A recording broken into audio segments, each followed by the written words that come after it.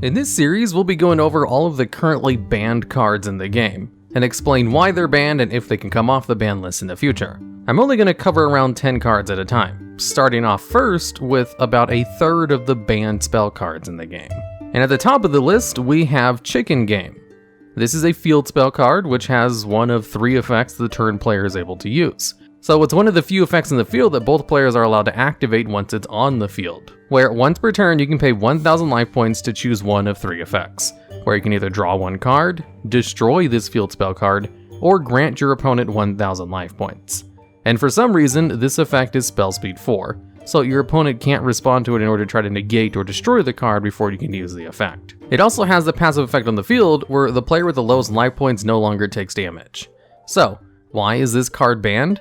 Well, it's that draw 1 effect. Occasionally, there's cards on the ban list with a whole bunch of different effects, and it's only one of their effects that puts them on the ban list, which is definitely the case for Chicken Game. If it didn't have the effect to draw 1 card, it probably wouldn't be banned. Now, here's what's so great about this card. If you activate this card and then use the effect, you get to draw 1 card, which immediately replaces the Chicken Game you just put on the field, which allows you to go hand neutral and card advantage.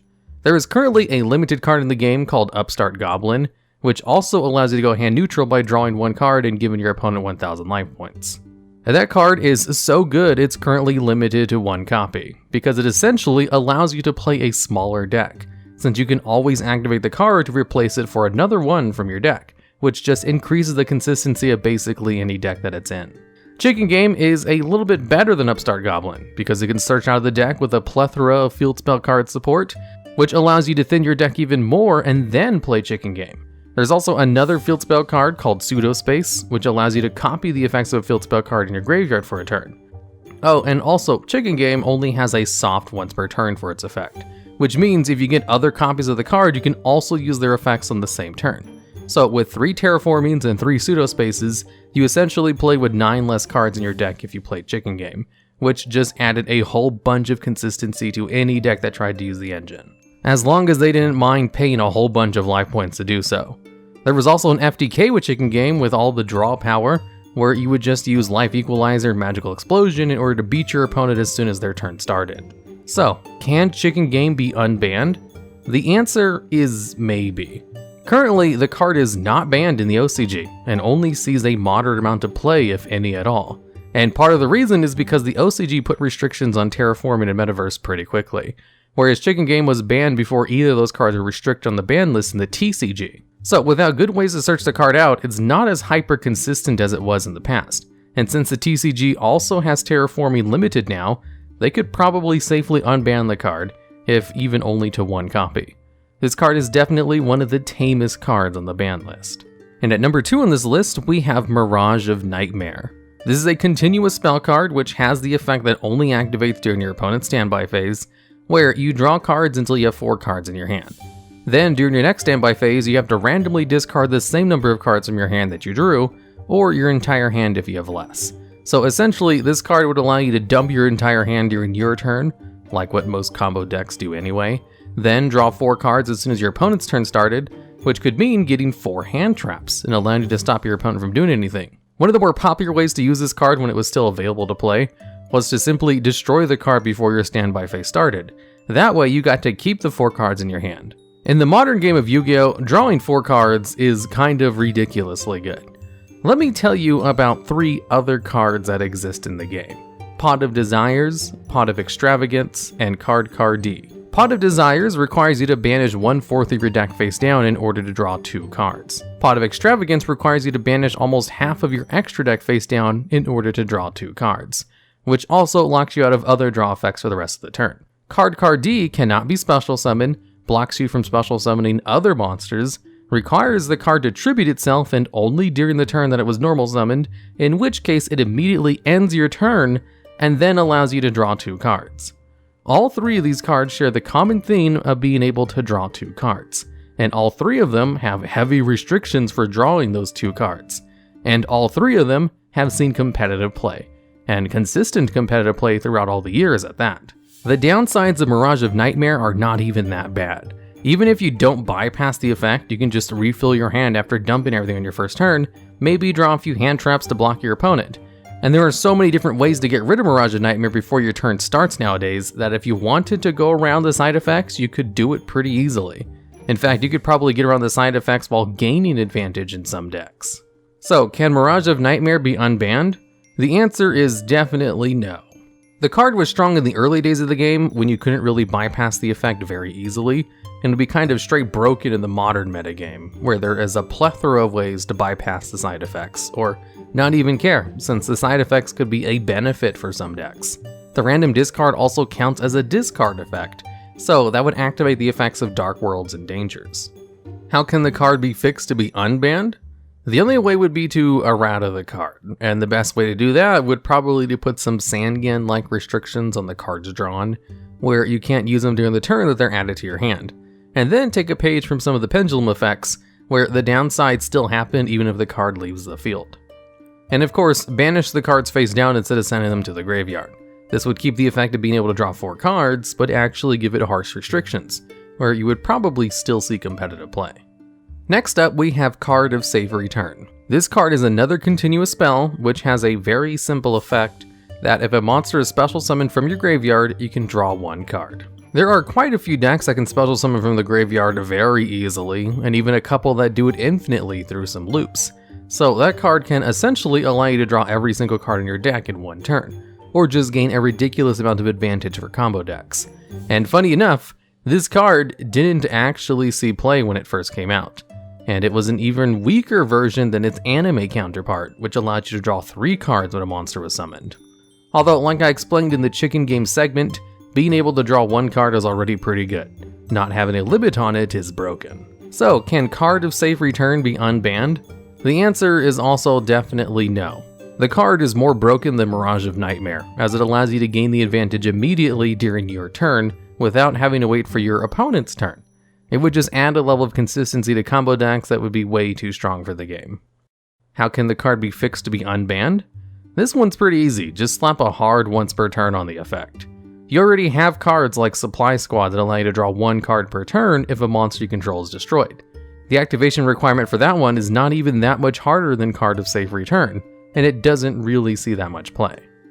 And at number 4 on this list, we have Graceful Charity. This card allows you to draw 3 cards, then discard 2. Unlike Card of Safe Return, this card basically saw play from the beginning, and it didn't really stop seeing play until it got banned, where it was then unbanned for 1 format and then banned again forever in 2007.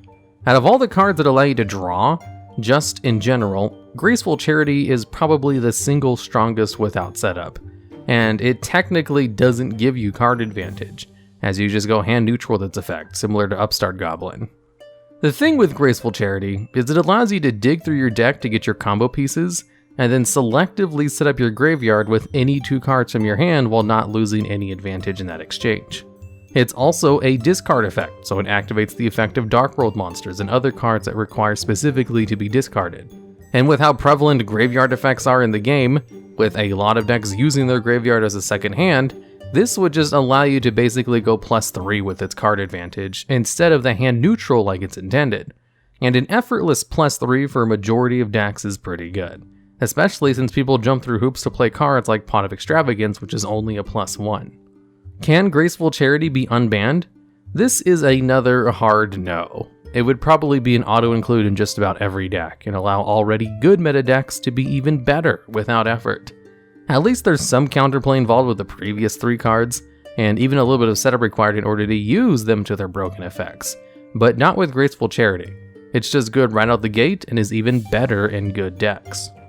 So how could the card be fixed to be unbanned? This one's pretty difficult. I can't think of a good way to adjust this card while keeping true to the intended effect, other than just adding a whole bunch of restrictions to it like the Pot of Greed retrains. Although I don't think that's a very creative way of fixing the effect, but it's just so inherently good that it's kind of hard to allow to exist without slapping a whole bunch of restrictions onto this imagined errata. Next up on this list, we have Pot of Greed. This card was banned because no one could figure out what it actually does, and was voted as the #1 most confusing card in the game in the 2008 World Championship. But in order to summarize this card's effect, basically it lets you draw 2 cards without any restrictions.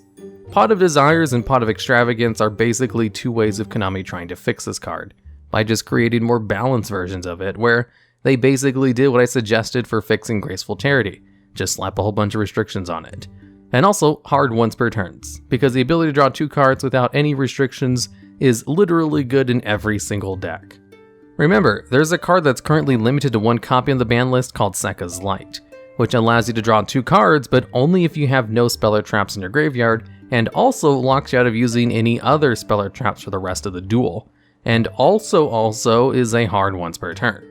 In addition, it has a really good graveyard effect to mulligan, but the fact that a card that literally stops you from using any other spell or traps is considered so good that it's currently limited to 1 copy should tell you something about an unrestricted version of Pot of Greed. So, can Pot of Greed be unbanned? Not at all. There's already too many cards in the game that exist which try to fix its effect, which also see heavy competitive play. So releasing the granddaddy of them all wouldn't really make sense unless they did it for fun, because they wanted everyone to enjoy 1 copy of Pot of Greed in their deck for a format or something. How could the card be fixed to be unbanned? Honestly, I don't think they would, because Pot of Greed has so many retrains. And generally, retrains are Konami's way of trying to fix previously broken cards without having to change the original. I can't think of any card that has had more retrains than Pot of Greed, so I think it's just kind of stuck in banned list purgatory forever. And for the 6th card on this list, we have the Delinquent Duo. This card has the simple effect where you can pay 1,000 life points to discard 2 cards from your opponent's hand. One of them at random, and the other one of their choice. Technically, this card allows you to go +1 in card advantage, similar to Pot of Greed, although it does require you to pay 1,000 life points. And that +1 alone would probably get the card banned, but that's only half of the problem of this card. If there was a card in the game that only traded 1 for 1 instead of 2 for 1, and only let you go hand neutral, that would be an excellent trade-off. Out of all the ways to go 1 for 1, doing it effortlessly by discarding from your opponent's hand is one of the strongest 1 for 1 trades you can make in the game, because of the potential to loop those effects in order to get rid of your opponent's entire hand before they have a chance to play the game.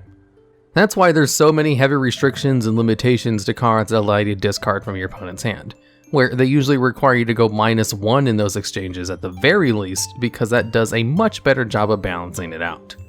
And so Delinquent Duo allowing you to go +1 is one of the best ways you can possibly exchange card advantage, which means it's incredibly strong and was part of one of the very first meta decks in the game, which did not rely on just summoning a strong monster to beat down your opponent. This version actually relied more on just getting rid of your opponent's cards in their hand, while also having a few strong monsters that actually deal damage to their opponent, and getting rid of more cards from the hand with cards like Don Zaluk. So, can Delinquent Duo be unbanned? No, of course not. It's ridiculously powerful. Not even for fun like they could with Pot of Greed, since that card just adds more consistency to decks. Delinquent Duo would be kind of unfair to whoever went second. How can they fix the card to be unbanned? Even if you added on a cost to also discard from your hand in order to use it, it would still be strong. This one's also kind of tough like Graceful Charity, because the effect itself is inherently strong even if you only use it once per turn. Although I would definitely slap a hard once per turn on it anyway, although I can't think of good ways to really restrict this card without just slapping a whole bunch of restrictions to it, like after they use it, no special summons, or not using any other spell or traps for the rest of the turn, or etc, etc. Next up on this list, we have the Forceful Sentry. This card has the effect where it simply lets you look at your opponent's hand, and then send any 1 card from your opponent's hand back into their deck. And this card is probably stronger than Delinquent Duo, surprising enough, considering it actually gets rid of 1 less card. The difference between these 2 cards is that the Forceful Sentry lets you pick whichever card you want to send back from your opponent's hand, which gives you knowledge on your opponent's hand and allows you to play around whatever they might have left, while also getting rid of whatever their best combo piece is or whatever their most dangerous hand trap is that might stop you from doing your plays. There exists a card in the game called 3 Tactical Talents, which can only be used during your turn when your opponent activates a monster effect during your turn. So it's kind of hard to activate, and what it does is when you use it, it lets you choose one of 3 effects, and the effect chosen the most out of those 3 is basically the one that lets you use Forceful Sentry's effect. The other 2 effects are also good. One of them is literally just Pot of Greed, and the other one is Change of Heart. Both of those are excellent effects to pick as well. It's just the Forceful Sentry is picked the most because it allows you to get rid of your opponent's other hand trap, and gaining information on what their plan is so that you can play around them and know which hand trap to use yourself. And just all kinds of information that's super valuable in competitive decks. And since it sends the card back to the deck, you don't have to worry about setting up their graveyard like you would if you discarded it, like with Delinquent Duo. It's still super valuable to trade 1-for-1 from your opponent's hand, but the Forceful Sentry does it in probably the best possible way. It's straight up a 1-for-1 exchange. You don't gain card advantage, but it's so strong that the effect is literally chosen over 2 other very strong effects that do give you card advantage. So could the Forceful Sentry be unbanned? This is another hard no, considering the card is probably better than Delinquent Duo. The ability to gain information on your opponent's hand and also control that hand at the same time while not losing any advantage is ridiculously good. Out of all the cards in the game that technically only trade 1-for-1, Forceful Sentry is probably the best. How could the card be fixed to be unbanned? Honestly, they kind of already did it with 3 tactical talents, just put crazy restrictions on the effect, and even then, it's still really strong. This is another one where a hard once per turn wouldn't really solve the issue, since there exists a hard once per turn version of this card in the game that does already see competitive success. And it's also kind of like Pot of Greed, where they already kind of have a retrain of the card, so they wouldn't really need to bother with fixing the card in order to unban it. And at number 8 in this video, we have Confiscation. This card is like the Forceful Sentry. It lets you look at your opponent's hand, but it discards the card you pick instead of sending it back to the deck, and requires you to pay 1,000 life points to use it. And even though it's technically not as good as Forceful Sentry, and was the last of the 3 discard cards to be banned, it's also still incredibly powerful and would absolutely see play in pretty much every meta deck if it was live. So could Confiscation be unbanned? Same as Forceful Sentry? Probably not. They've already introduced an incredibly nerfed version of this card as well, called a Pointer of the Red Lotus, which only gets rid of a card for 1 turn, is a trap card which is inherently slower than a spell card, and requires you to pay 2 times the amount of life points, and it sees all kind of competitive success. So obviously the better version would be too powerful for the current metagame. Maybe we'll get to a point where graveyard effects are just better than hand effects, to the point where getting your hand discarded isn't a big deal anymore, in which case it might come off the ban list. How could the card be fixed to be unbanned? Well, they already kind of fixed it with the Pointer of the Red Lotus. Slow it down by making it a trap, making them only lose the card temporarily, and of course requiring a harsher life point cost. Next up in this video, we have Snatch Steal. This is an equipped spell card which has the effect to take control of whichever monster your opponent controls that you equip it to, with the downside that during each of your opponent's standby phases, they gain 1,000 life points. Now, giving your opponent life points isn't really a downside most of the time. It's almost laughably bad as a detriment to a card, since life points don't really matter very much, and it's such a minor amount to give to your opponent for how powerful the effect is. Inherently, the ability to take control of one of your opponent's monsters is a +1 in card advantage, since you're simultaneously denying your opponent a card and gaining a new card at the same time. And Snatch Steal doesn't really require you to lose any kind of advantage to accomplish this feat. There's also no limitations on the monster you can steal, which makes it additionally a very powerful form of removal, since it technically doesn't destroy or banish. It's able to steal a lot of monsters that usually would have protection. Although since the card does target, it needs to be equipped, there is some counterplay where they can just chain MST to the activation of Snatch Steal in order to stop it. Or if a card has an effect that prevents targeting, like Fantastical Dragon Phantasme, you'll be able to stop it with those cards. However, also because it's an equipped spell card, it enjoys a massive amount of very good support. The card could be searched out from the deck directly with Armory Call or Hidden Armory, and it could be recycled endlessly with Gearbreed. Equipped spell cards enjoy a lot of really good support because they are inherently kind of bad, and they can receive this good support because cards like Snatch Steal are banned, so they don't have to worry too much about it. So, could Snatch Steal be unbanned? Funny thing is, they did unban it for a single format. Konami was trying this thing where they were unbanning choice cards for one format just to allow players to play some of these long-standing banned cards. And Snatch Steal was one of those very few cards that was unbanned in this process before they abandoned the idea. And in that one format, Literally every single deck played the card, and it was absolutely meta-defining and could single-handedly win you some games. It was almost hilarious how good it was, even in a time when Dragon Rulers were still running about. There's even better equipped spell card support today, to the point where cards like Smoke Grenade of the Thief is considered a broken card, where in the past it was considered a joke. So I think the card would probably perform even better today. How could the card be fixed to be unbanned? The thing is, there already are some equipped spell cards that allow you to steal your opponent's monsters, and they're not considered broken. Most of them rely on another card being on the field as well, like Comic Hand or Falling Down. Those ones have additional counterplay since your opponent can remove the other cards in the field, which render their effects no longer working. Snatch Steal isn't really part of an archetype though, so that kind of fix wouldn't really work with it. If they wanted to unban Snatch Steal, they would probably have to give it an actual cost to its negative effect, like requiring the person who uses it to pay half your life points during each of the standby phase, and also ban Hidden Armory, Armory Call, and Gear Breed. Although even if you ban those 3 cards, Infernobles would probably still be able to use it pretty easily, and you can't really ban an entire archetype. Well, they can. They did do that with the Dragon Rulers, but they probably don't want to do that again just to unban one singular equipped spell card. All that being said, I'm not 100% confident that they wouldn't just unban the card without a change, because it would just be a strong staple like Super Polymerization. And there's so many strong staples in the game right now that it would just kind of fit in with the rest of them if it was simply given an actual cost or downside, since it's currently an effortless +1.